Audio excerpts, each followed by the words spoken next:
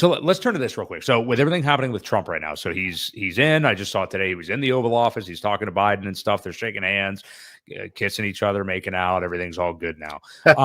But there's real rumors starting to circulate, and even calling them rumors or acting like this is such an unbelievable thing really isn't even the best way to look at this, I don't think anymore, but like real rumors that Gary Gensler could be stepping down voluntarily by the end of this year, actually, from the SEC. We've had the discussion before about like, does Trump actually have the authority to fire him? We had that discussion last week, and it's like, well, no, not really, but kind of, because he can do this and that. But we've seen other SEC chairs and leaders in the past simply step down because of opposing leadership. And Trump pretty much represents the biggest amount of opposing leadership that Gary Gensler could ever have in office. So we are starting to see that now, whether, it's, trust me, bro type source or whatever it is, we are seeing that Gensler himself could just leave, or maybe as we get into 2025, it would just prove that he needs to leave anyway. But again, not that much of a stretch. So I want to know what you do think of this Ewok, or what a timetable could be for that.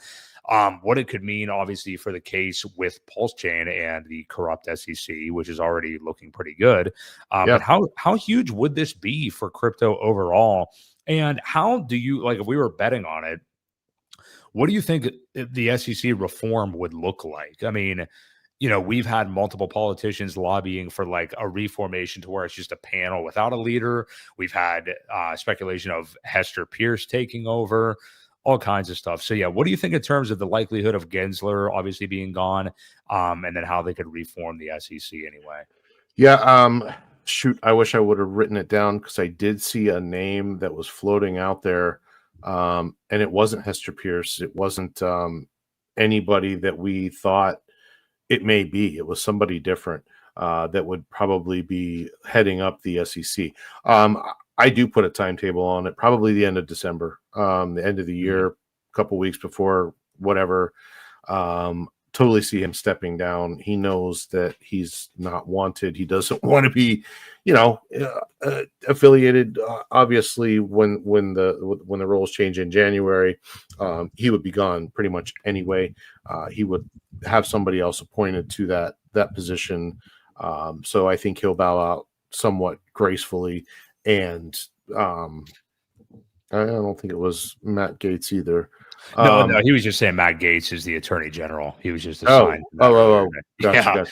Crazy stuff. So I don't know who it'll be. Either way, it is bullish. It is very bullish for us. I think it will definitely be someone pro crypto. I think it will be somebody that, again, like we said last week, isn't going to be throwing cases at anybody and everybody without some sort of proof. I don't think, the whole thing about this administration, one of them anyway, is to be as efficient as possible, right?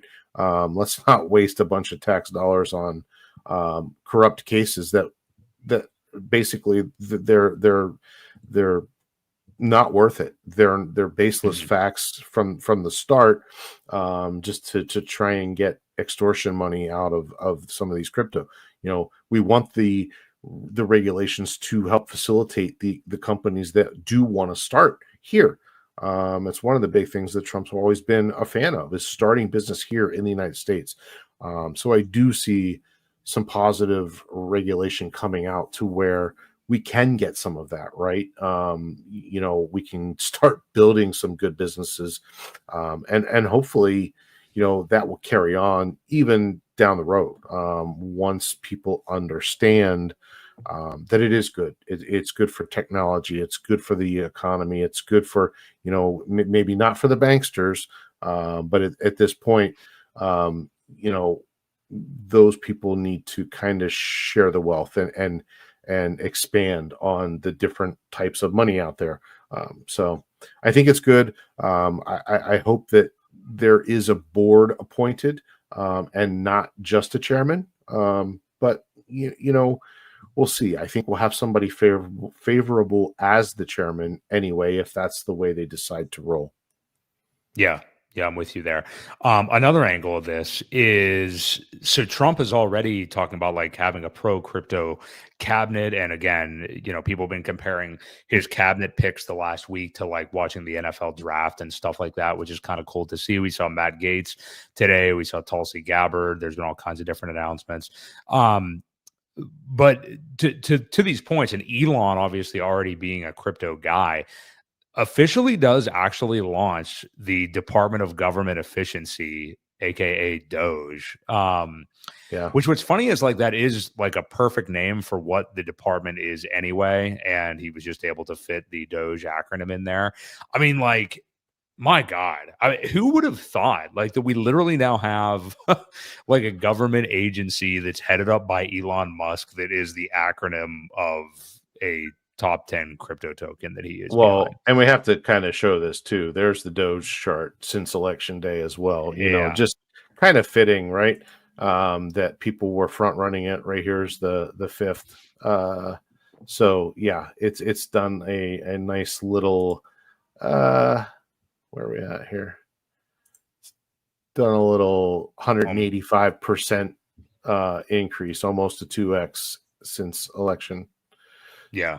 So started at about 15 cents roughly. And, it's all the way up to 40 cents today. Yeah. Pretty cool. Yeah. It's just crazy that this is happening. I mean, like we have crypto pretty much front and center. I mean, obviously there's other issues in the world, more important things that Trump has to deal with and stuff like that. But crypto is an important one. And I mean, we are seeing massive representation of it. I mean, stuff is it's just crazy how this is panning out. Like we were saying last week, the good news, the bullishness is just insane what's been rolling in right now. Yeah. So any final thoughts on the just lots of good changes across the board. I mean, not overly familiar with the whole Rick Scott thing as far as politics go, why people aren't supporting him. I know you saw there's a large list of people that blocked that decision. So hopefully he's taking notes, and I think that's who he kind of wanted appointed to the Speaker of the House, but I believe, right? I don't even know. As soon as you said Rick Scott, I was like, what is he talking about right now? So this is something I apparently missed. I don't know. Yeah. Well, anyway, there was a lot of people that blocked. I think that's who he wanted originally as that person in charge, but he didn't get the votes for the Speaker. Yeah. So. Well, I do think overall, I mean, his cabinet picks, just by taking the temperature of like MAGA type Republicans versus neocon people versus just normal people, whatever. I think people are generally content with what he's been doing, and, Trump even admitted himself on Rogan a couple of weeks ago that he didn't know what he was doing in 2016 with appointing people, was listening to different people and letting them influence him. And now he seems to have a much better idea of how he wants to get this stuff appointed right out of the gate. Oh, Senate Majority Leader. Yeah. Yeah. Okay. That's what it was. The one critique that I did hear earlier today was that he did appoint Elon and Vivek both to the efficiency thing. And someone had asked, well, how efficient is that to appoint two people? It was Elizabeth Warren. Who else? That's where I saw it then. Yeah, of course. Pocahontas herself. So anyway, very. What are you gonna do? You're not gonna make everybody happy. They're gonna second guess and try and critique every little thing at this point. So it's all right. Yeah, is what it is. Yeah.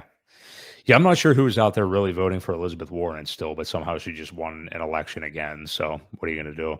Well, hopefully we get some term limits into place, which I know is one of the things that he wants to do as well. Yeah. Yeah.